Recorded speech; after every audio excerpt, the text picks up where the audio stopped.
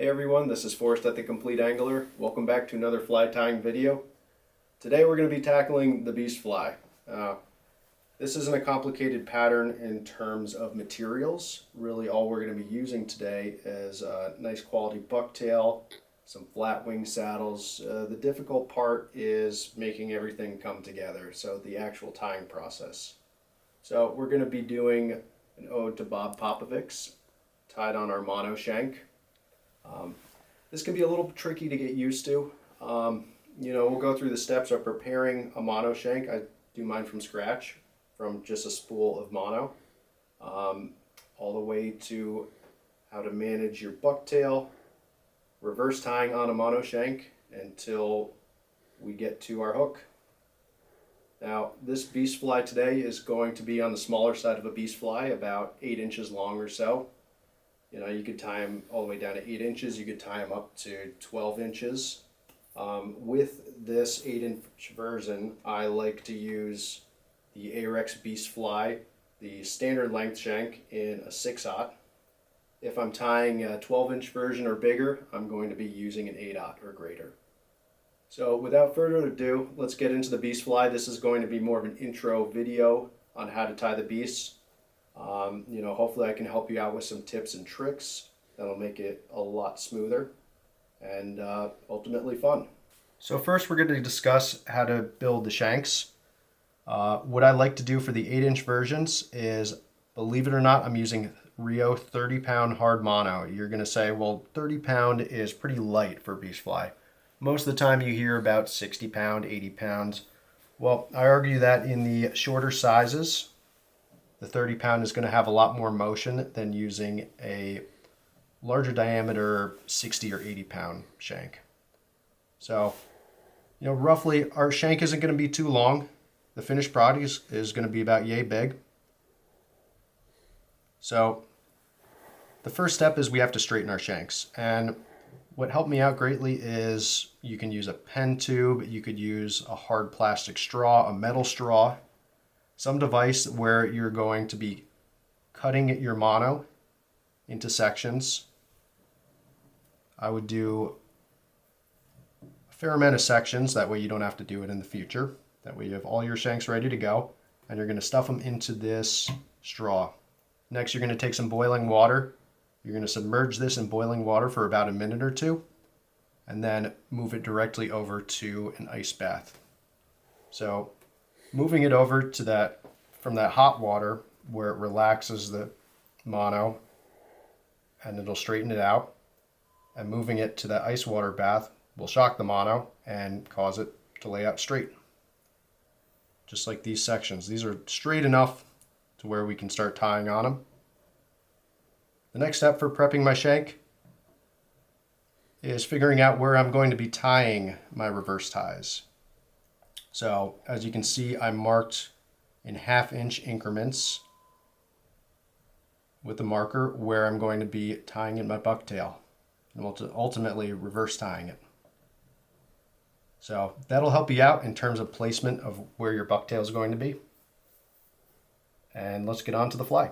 So now that my mono shank is prepped, what I like to do, a little tip while you're working with the bucktail, is being able to put the shank somewhere and rest it so that your ties don't unravel. Everything is moving along nice and smoothly.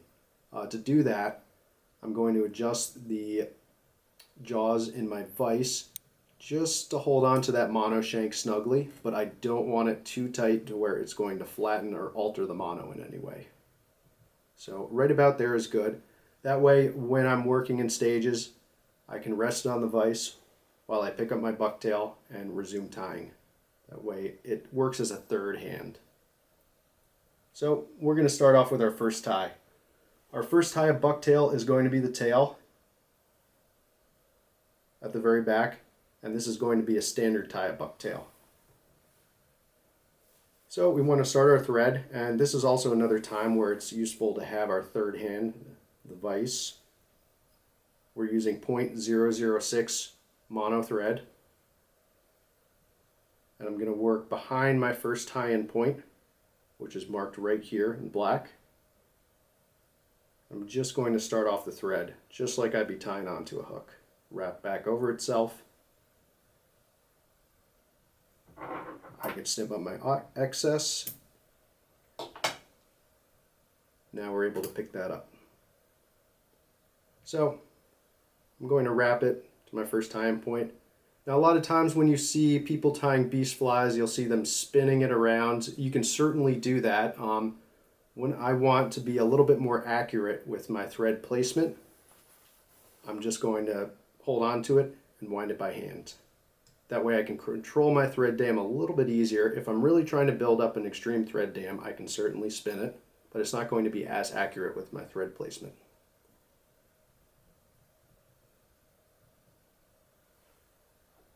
So, like I said, our first bucktail tie is going to be a standard tie, so we're not going to be reversing this. So we're going to grab our bucktail and our shank. I like to keep the bucktail in my left hand because I'm a righty. I'm going to line it up, my first tie-in point.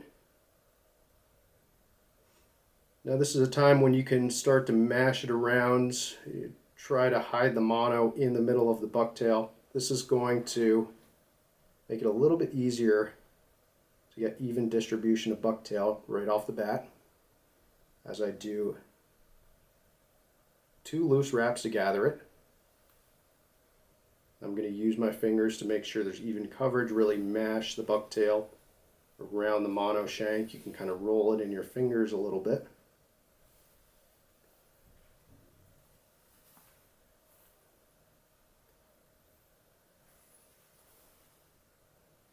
Okay, now I'm certain there's even coverage. Now this is certainly a time where we can grab it and you can give it a spin. Really tighten it up.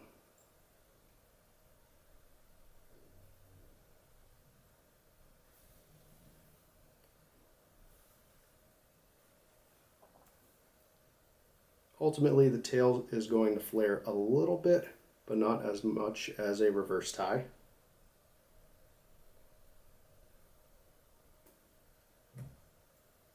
Make sure everything's cinched down. I'm going to go ahead, put it in my vise. That way it makes it a little bit easier to snip off my excess bucktail.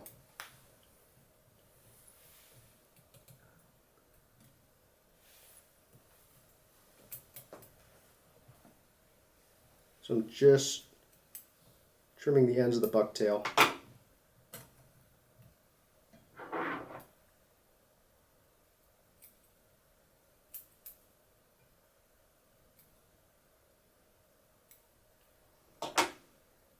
Now before I'm done with this section, this is optional, but I do like to add some flat wing saddles, just slightly behind the length of the bucktail. Now this can be a little tricky, they don't have to be perfect. So I'm going to measure out my length, my tail. I'd say if we have to use a measurement, it's about a ½ inch past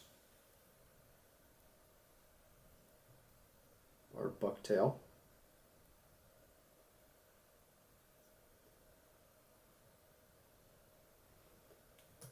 So that's lined up. I'm happy with that. I'm going to grab my mono shank again.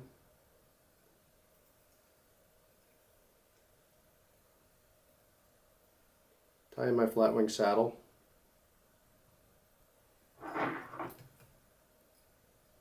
And then I'm going to tie another on the opposite side.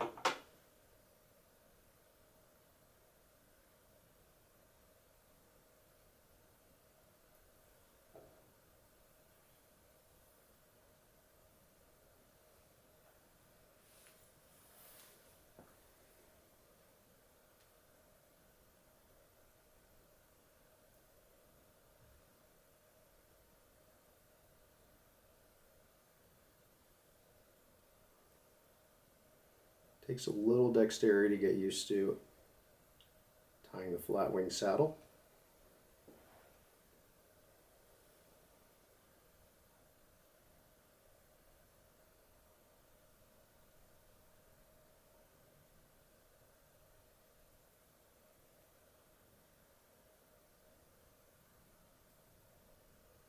Okay, I'm happy with that.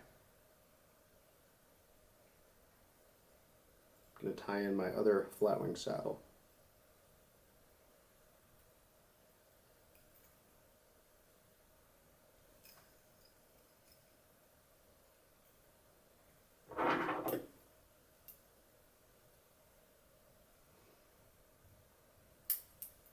I'm going to snip off the excess. We can spin our bobbin holder to lay down a little bit more thread.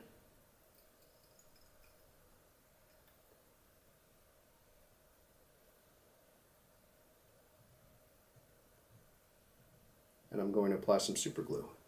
I have brushable Zap-A-Gap.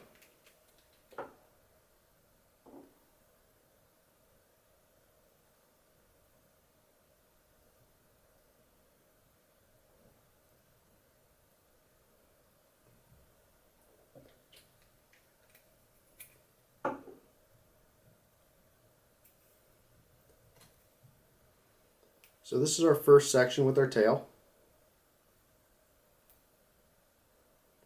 As you can see, I have both of those flat wing saddles on either side.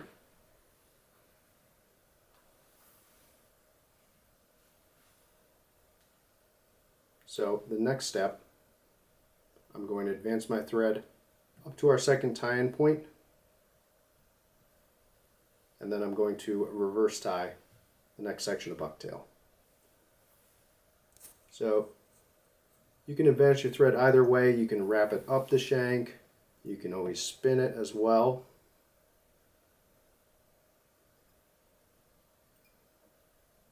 As long as I advance up to my next point.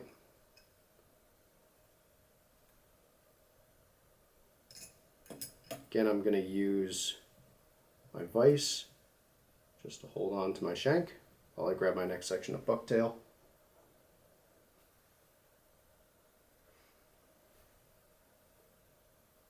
So you'll notice a trend with this fly. I'm going pretty sparse on my bucktail. If you use a little bit too much, it'll add up over time and you'll get a tough beast fly to cast. So really less is more with our bucktail on this pattern.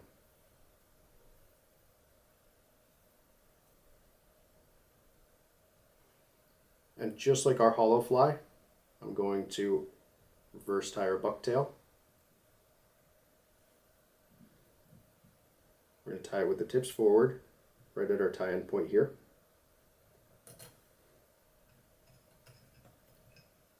I'm going to grab my shank, and just like our tail, I'm going to work that mono in the middle of our bucktail.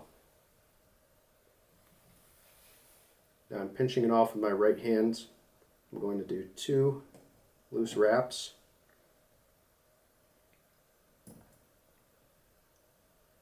Just to hold our bucktail in place. And again, I'm trying to get even coverage. So I'm going to distribute that bucktail around the shank.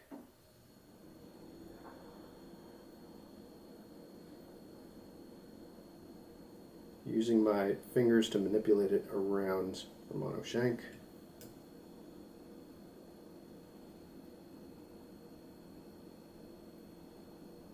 Feel good about that, so I'm going to tighten down our thread. You can see it start to flare a little bit. And now you can do the same thing. You could wrap around, and during this stage I prefer to spin the bobbin a little bit, as long as everything is tightened down.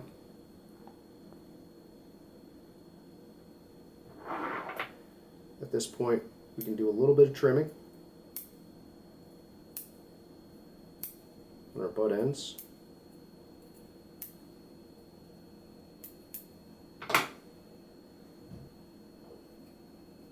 And then I'm going to use Zap-A-Gap.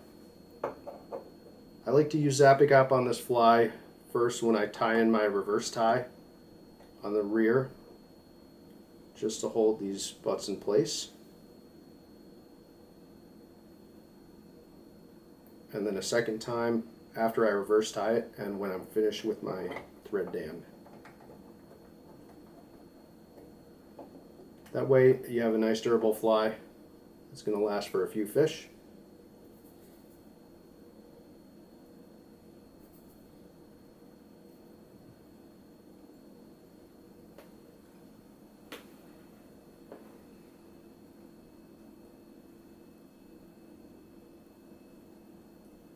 I'm going to get my bucktail ready for my first reverse tie.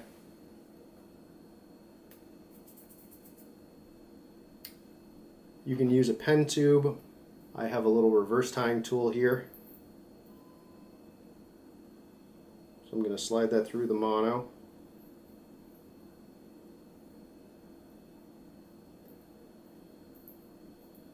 I'm going to work it through the bucktail, making sure not to trap any fibers. I'm going to push that bucktail back.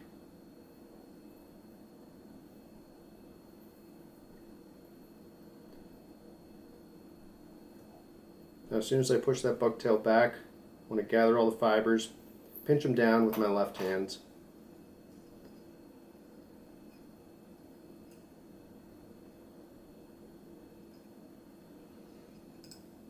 And then I'm going to advance my thread in front of our fibers. To do so, I'm going to move my thread straight and then one wrap over. So we're going to continue pinching our bucktail in our left hand. Now we're going to build up our thread dam and adjust the angle of our profile. Again, if you have a bigger thread dam, that's going to slim down your profile a bit. Ultimately, what I'm trying to do is I want to start off with a more narrow angle and then increase my angle with my next ties moving forward. That's going to give you a nice bait fish profile.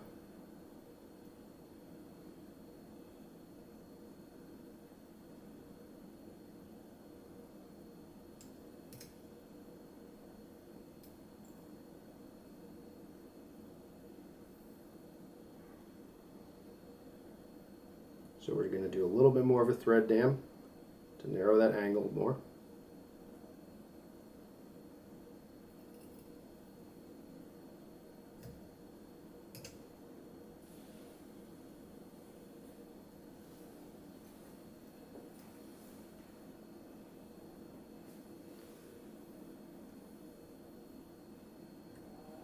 Now that profile right there looks good to me.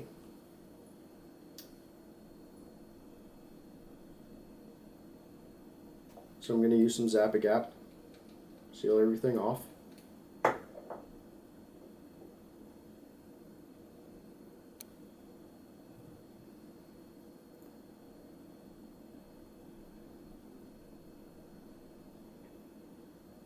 So that's how we reverse tie on our mono shank. So I'm going to do the same thing. I'm going to advance our thread up to my next tie-in point. And the next angle, I'm going to go a little bit more. So we're going to increase our angle as we move forward. Another thing to note, if I'm adding flat wing saddles, I don't like to do it at every tie-in point of my reverse tie. So I start off with my tail, I add 2 flat wing saddles, I do a normal reverse tie, then every other reverse tie at the end I add flat wing saddles. Okay, for our mono shank we're going to be reverse tying all the way forward. For time's sake, it's a lengthy fly to tie. We're going to speed up this next process. Interesting to note, I'm going to be increasing that angle on the next one, followed by the next one, followed by the next one to get that teardrop profile. So I'm going to be opening up the bucktail. And then every other tie, I'm going to be adding flat wings. So my next tie here, flat wings, standard reverse tie, no flat wings. Next reverse tie, flat wings, until I get to my end.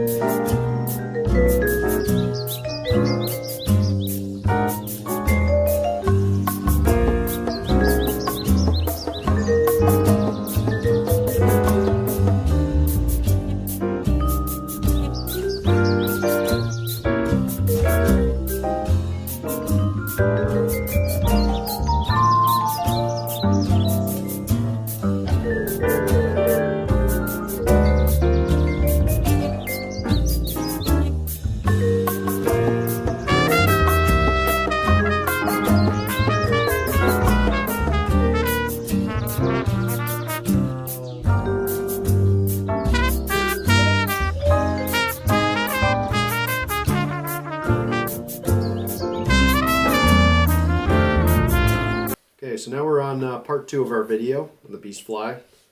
I have my mono extension all tied up. I'm pretty satisfied with this. Now you can see where my increasing angles are. They increase as I move forward on each reverse tie, using a little bit less thread dam each time to open up my bucktail. So there are some tricks if it's not perfect or exactly how you want it. For instance, if it's a little cockeyed, you have bucktail sitting up at too much of an angle right here while your other bucktail looks okay, you can always come in with a little bit of super glue and kind of mold it into place, into shape. Another tip, you can use water to mat everything down and kind of form the shape as it dries.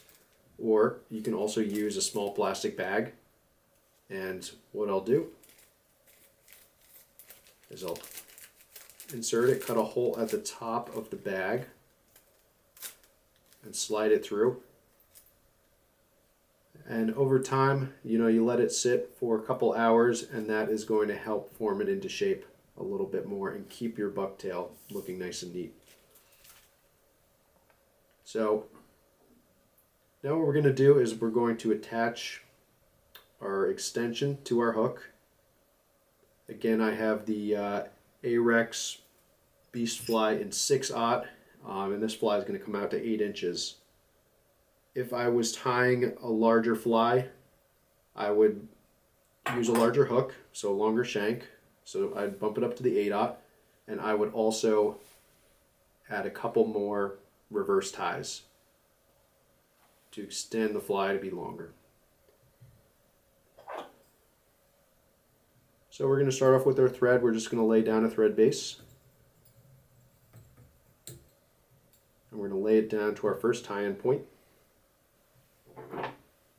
right before the bend of the hook.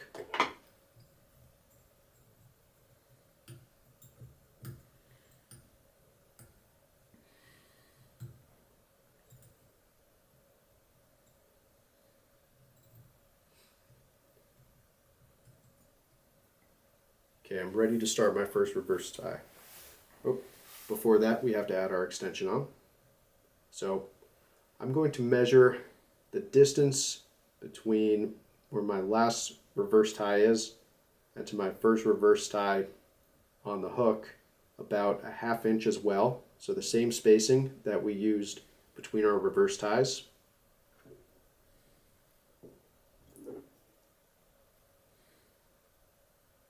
And another trick is going to be to flatten our mono shank where we're tying the extension in.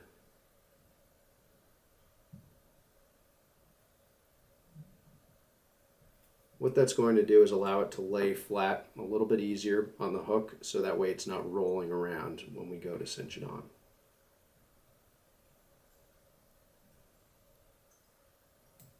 So I'm going to tie my extension right onto the top. A couple loose wraps, going to measure about a 1/2 inch.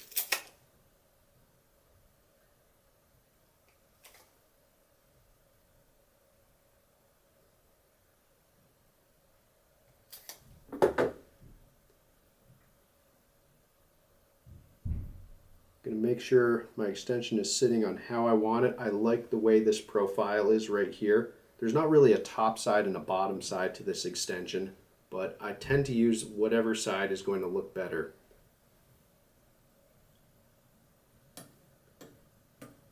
So I like this side as my top side.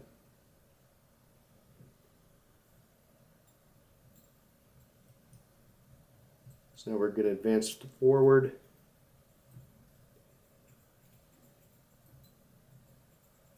Tying in our extension and keeping the mono right on top of the hook.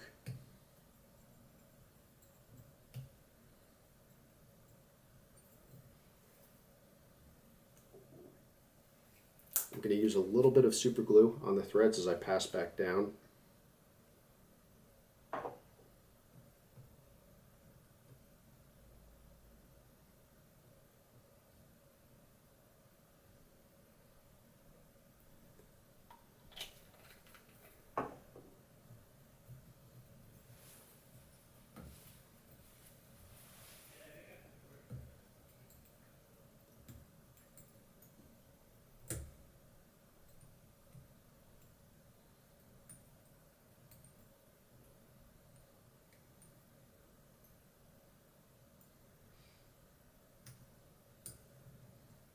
Right here is where I'm going to start my first reverse tie on the hook. So the colors I'm going to be using on this fly, you could certainly use all white. You could also use multitude of colors to simulate different bait fish colors. You know, what I'm going for right here is going to be a bunker pattern. So I'm going to be using my white bucktail. I'm going to be using a little bit on the sides of yellow, like a pale yellow, and then a gray on the top. So I'll show you how to add different colors to your fly.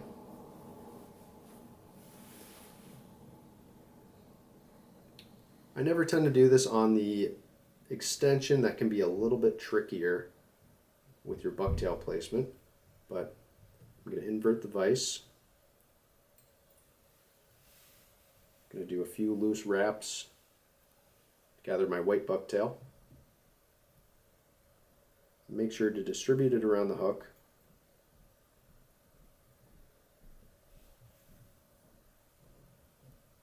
And if you've seen our hollow fly tying video, I'm going to use the same methods. I'm going to distribute the fibers on the bottom half of my shank.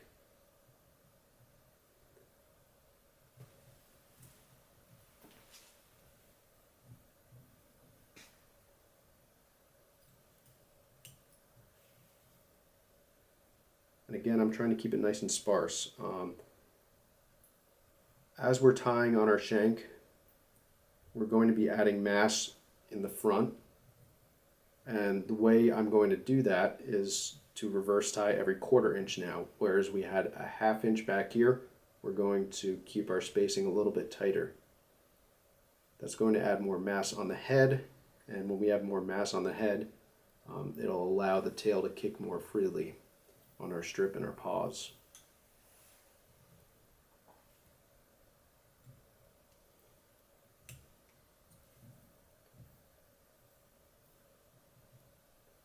Okay, now I'm going to add my pale yellow on either side.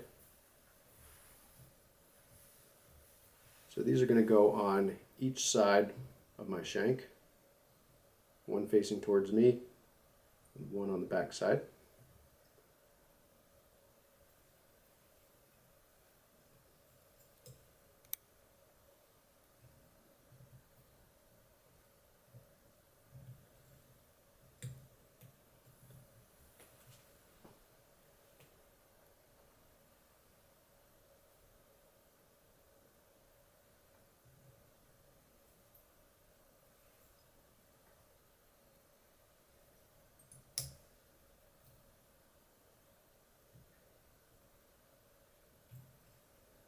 I want to make sure to control the fibers, that way they don't spin around the hook, and I just have the yellow. As I reverse tie it, the yellow is just going to show up pretty much along the lateral line of my fly.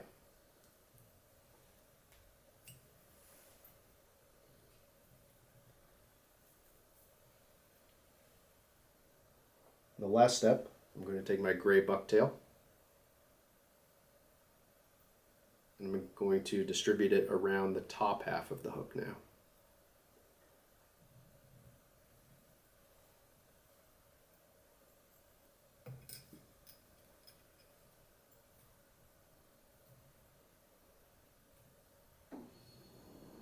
You can see how it's important to use a sparse amount of bucktail because you can overdo it on this fly, especially if you're doing multiple colors.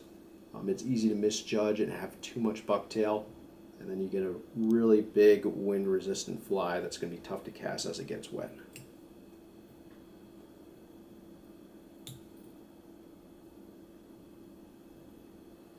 So we make sure everything's distributed around the top half of the hook.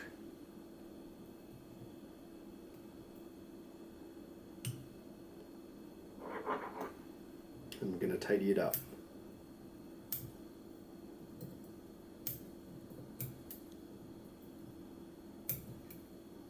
Sometimes when you're reverse tying, when you look at your finished product, especially as you look over the top of the hook to make sure everything's lined up. You'll see that sometimes they're a little cockeyed or they can get crooked. The best remedy for this is making sure you have very correct thread placement. So I don't want to be tying these at an angle where I'm going to mat down one side. I want to make sure my thread wraps are nice and vertical.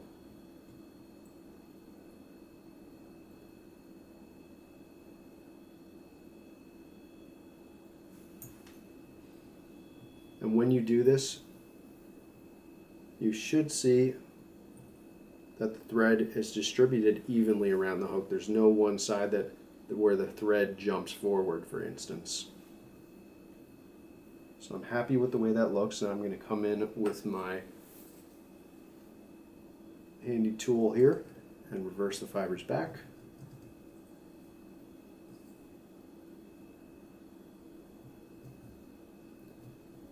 Make sure to try to work them around the bend of the hook. That can be tricky sometimes.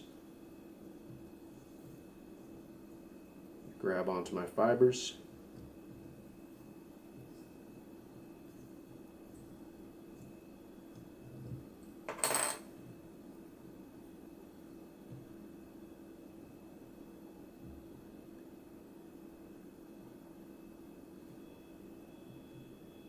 And then we're going to advance our thread. Again, we're going to come straight forward towards the eye of the hook. And then now we can start our thread dam.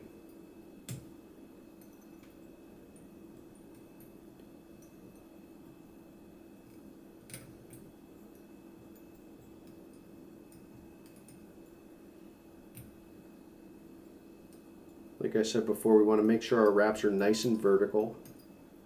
That way we're not jumping around too drastically. The bucktail can come out cockeyed that way. So we're just building up our thread in front. And then slowly I'll advance it forward onto the bucktail.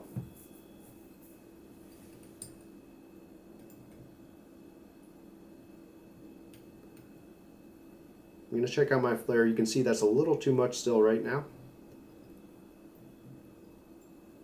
So I'm going to continue my thread dam until I get the appropriate angle I'm looking for.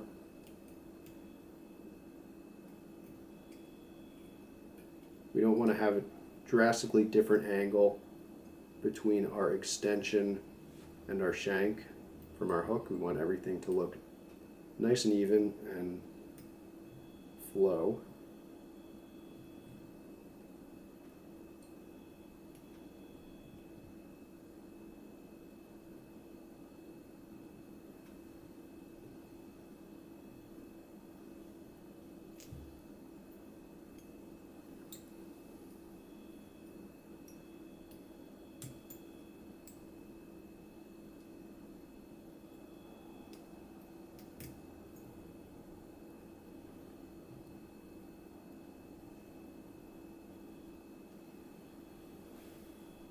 Okay, I'm satisfied with that angle. And again, we're going to be doing the same thing as we progress forward with our reverse ties. We're going to make sure to increase the angle each time. That can be done by using less thread and wrapping over just a minimal amount of bucktail.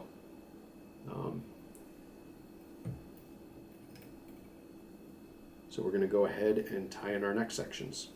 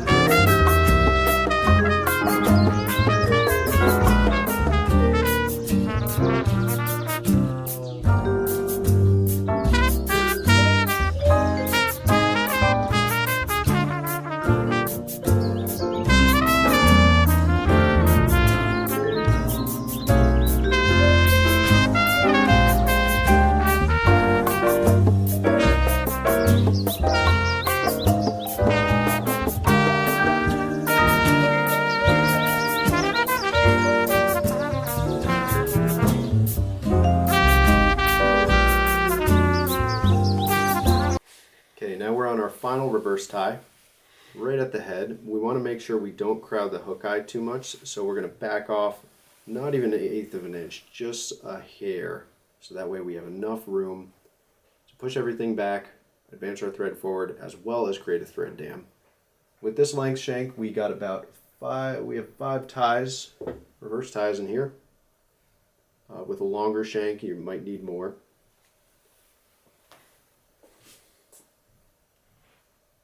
So again, we're going to grab our white bucktail.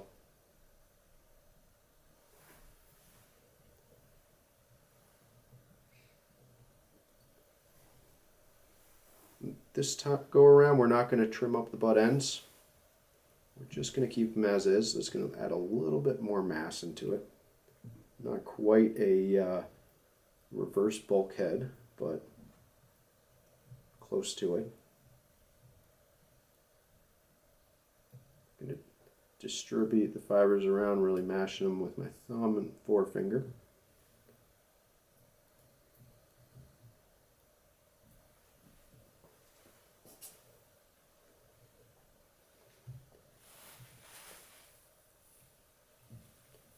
Sometimes any tricky fibers, you can splay them out with your fingers and they tend to cooperate a little bit better.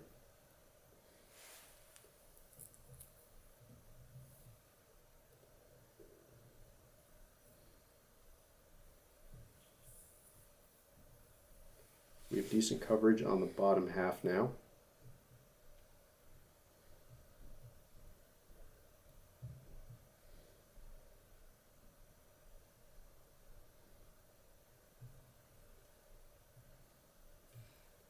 We're going to do one thread wrap to secure everything.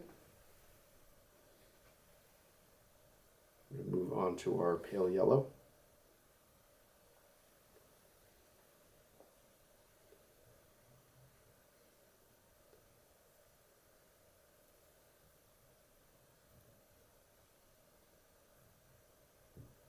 Again, I don't want these to roll around the hook too much, so I'm pinching all those bucktail down just to keep them in place along the side of the hook.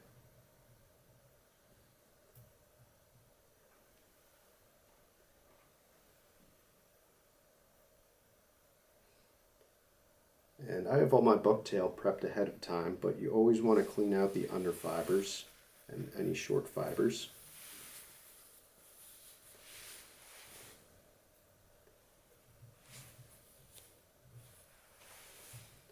We have the yellow in our second half.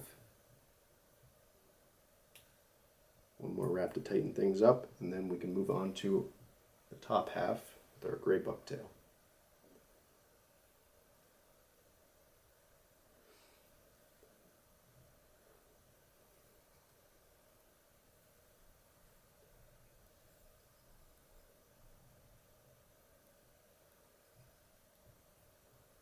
Little tightening wrap. And then we're going to roll them around with our thumb to distribute them on the top half of the shank.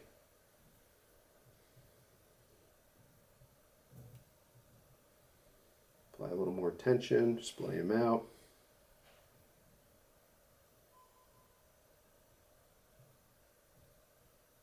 We have nice even coverage on these.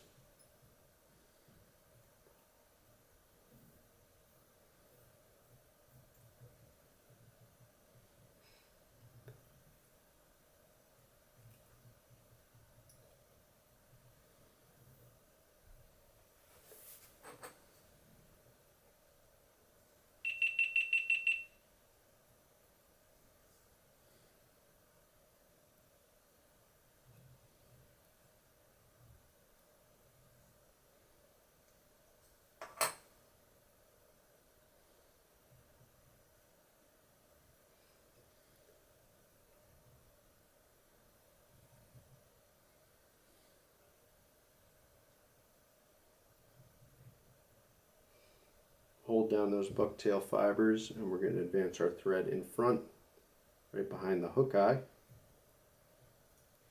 And we're going to build up a little thread dam. We don't need an extreme thread dam right now because this is going to have the highest angle.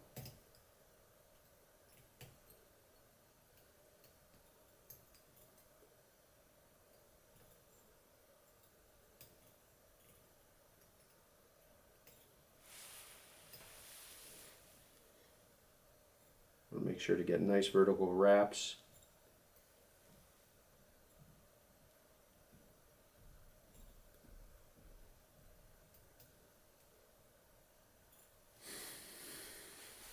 Back off my fingers and check our angle right now.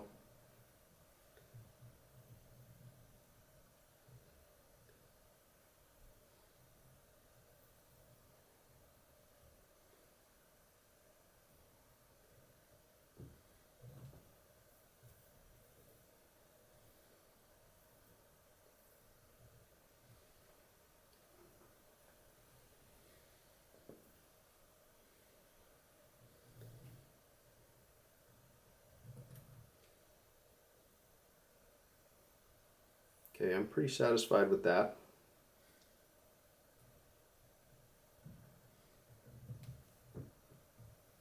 As you can see, this is our highest angle here, so we're increasing our angle as we move forward.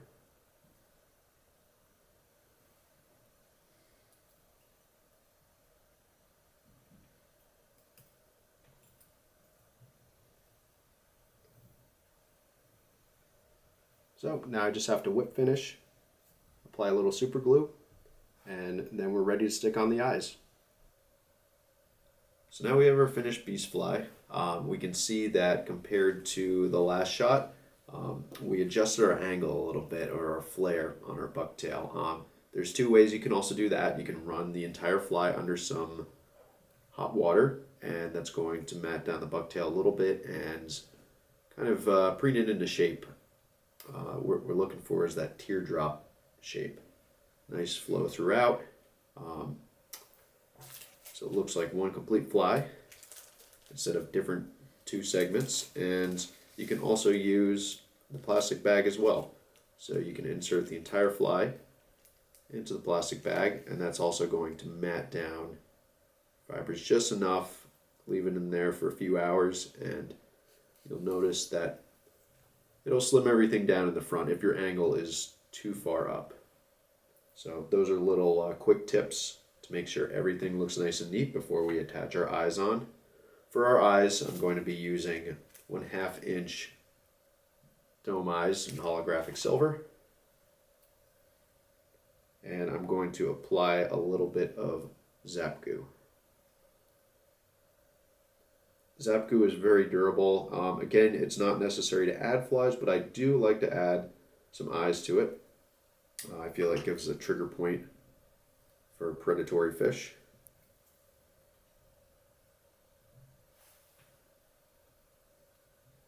So we're just going to use a little bit of Zap Goo on our eyes and start to adhere it to the bucktail. What we don't want to do is press it into the bucktail very hard, and that's going to flatten our profile on the sides. We want to still maintain a 3D shape to this fly. So I'm just kind of working it into the bucktail here.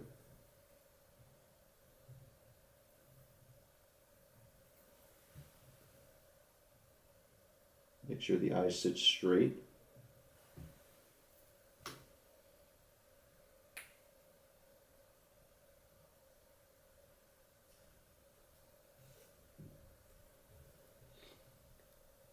And you don't want to overdo it on the Zap Goo. If you use too much Zap Goo, it's going to, when you push it down a little bit, it's going to push out the sides and it's going to get into your bucktail.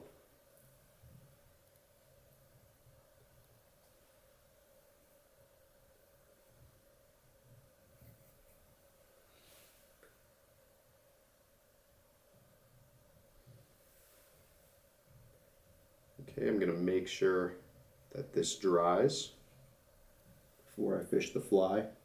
And if you need to adjust the angle before you fish it, you can always run it under some water as a last minute fix. So if you look at this fly head on, we can see it's not flat on either side. It has a nice 3D shape to it. So that's the beast fly. Definitely a lengthy tie, but you know, as you tie more, you'll get better at them. Just practice makes perfect with it. The next part we're going to go into is a little bit more in-depth into reverse tying on the mono shank and little tips to really adjust your angle and how we get that nice angle as we advance forward. So one thing to note with my saddle hackles, so now we're going to go in a little bit more in depth on one of my reverse ties on my mono shank. This part is really tricky, and it's the part that takes the most practice.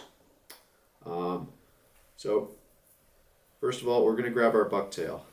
Now we want to go sparse on that, and a dead giveaway is if we have too many fibers in here when we go and cinch our bucktail down and go to reverse tie. We're going to notice it actually is going to spin around the shank after we tighten it. That's a sure sign that we want to stop. We want to back off the amount of bucktail that we're using. So I'm going to grab my bucktail, and again, I'm just holding this really loosely in the vise. That way I have room to work. I can manipulate the bucktail how I need to, face it this way. So now I'm ready for my reverse tie. So the first thing that we're going to want to do is grab our shank, make sure we don't lose our thread here. And right away, I'm going to line up the butt ends where my thread hangs down. So if you notice right now, I'm kind of manipulating the bucktail around my shank. This is going to help in the long run when we want to distribute evenly those fibers around the middle of our mono shank.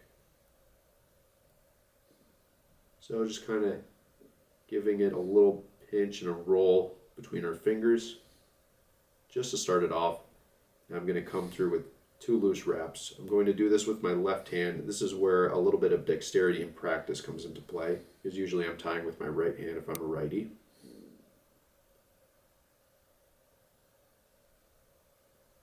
So we're going to do 2 loose wraps. If you need to cinch it down a little bit, you can. That way the fibers don't want to move around or fall off of the shank at our tying point. We can go ahead and pinch it and roll it around in our fingers again. This is going to help even further distribute our fibers around our mono shank. Make sure to get rid of any loose fibers that I could have missed. Okay. I'm going to pinch it right here, right where the thread tie-in point is, and I'm going to apply more pressure. You can see that our bucktail is starting to splay out, and it's starting to flare. I'm going to preen it into shape, just make sure everything's looking good. This helps flare our tail a little bit as well.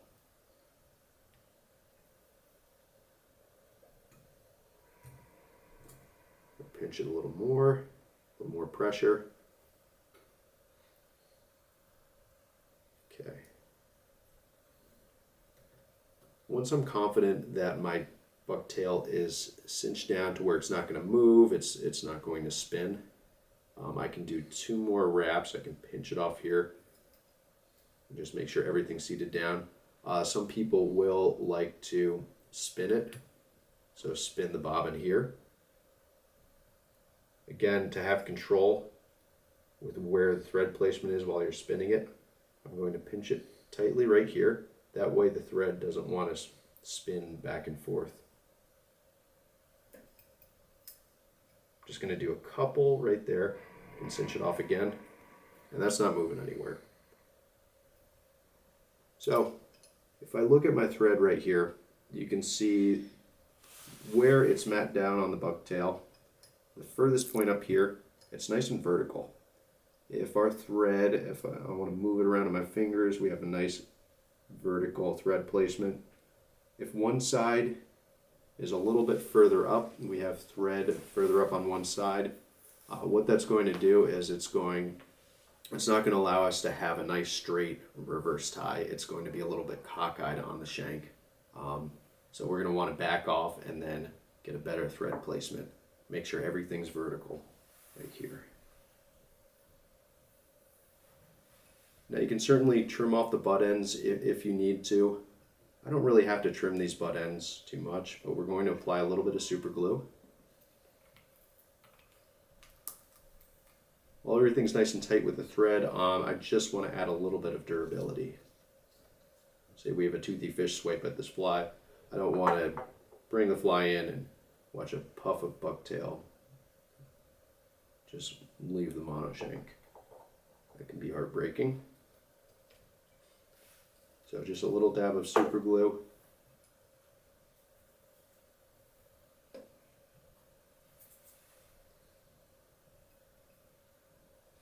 You make sure everything's dried up. Now we're going to grab our reverse tying tool. Before I do that, I do like to splay out these a little bit more. That way I have an opening to where I'm not matting down any fibers when I come through with my tool.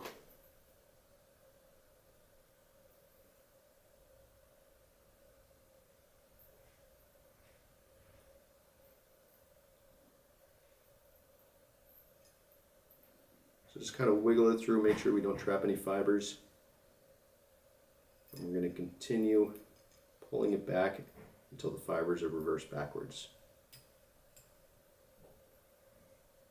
Once I have all the fibers reversed backwards before I take off my tool, I'm going to pinch the bucktail right here. That way I have control of it. And release it. And we can see that we have nice even section of bucktail right here. That's important that this is vertical. We don't, want any bucktail that's placed further up on this shank right here. Otherwise we will have it cockeyed as we start to create a thread dam. The thread dam is going to lay over one side of the bucktail while the other side isn't the same in a vertical section, and that's not going to have as much thread tension or pressure on it. So again, to not trap any bucktail, we're going to come straight through, and then we're going to do a wrap over here. Okay. Now this is a section where it takes time to build up. We're just building up our thread dam. Again, I can spin it like this just to start creating the thread dam.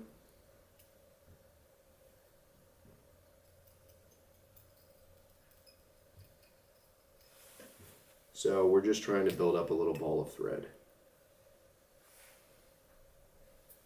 Now instead of spinning the entire thing, I like to have a little bit more thread control, and I do like to wrap by hand.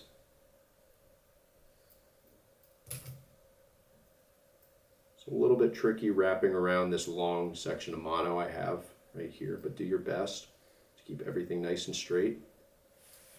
And we're just going to continue building up a ramp. So right now we're working our way up and down in front of the bucktail. You can see we have a little bit of a ramp started. And then for my next wraps, I'm going to start to wrap over the bucktail. I don't want to apply too much tension.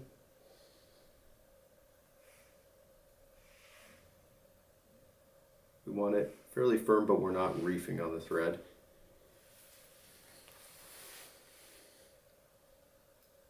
Again, this is where thread placement is crucial as well. I want to make sure I have a nice vertical thread placement. If I need to, I can always back off of it.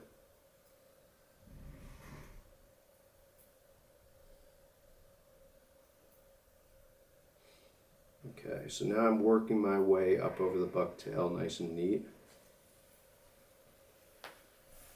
The more you work over the bucktail too, the less flare you're going to have. So if I take my hands off right here, you can see we have a little bit of flare. Watch when I keep wrapping up it even more. We're going to decrease that flare even more.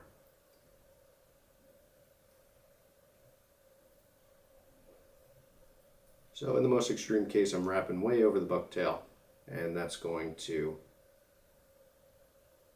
shallow out my angle even more. Okay. So as we work our way up with our different reverse ties, what we want to do is increase that flare as we move up. So that means that we want less thread over the bucktail on our thread dam. So if I was working my way up and I needed to open up my bucktail, increase the flare, I can just back off this thread. You can see there's a lot more flare than what we started with. So that's a good way to control the flare on your bucktail. You can always wrap over it a little bit too much and then back off and see what angle is appropriate for your bucktail. I can back off even more. Get even more of a flare. Really open up that bucktail.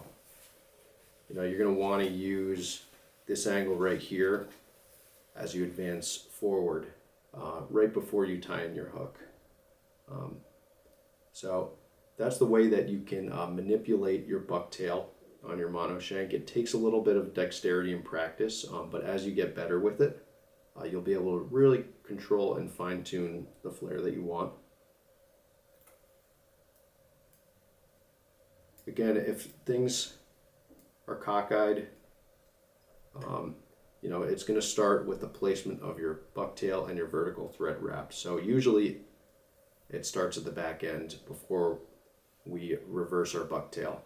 So in that instance, if things are cockeyed, you know, I'm moving it around, and that's fairly straight for now. I can always manipulate it a little bit and add more thread. If it's really cockeyed on one side, then I'm going to want to start over. Get rid of my thread, get rid of the bucktail, and try it again. Practice makes perfect with it, and I hope this little section right here helps you out on how to manipulate your bucktail.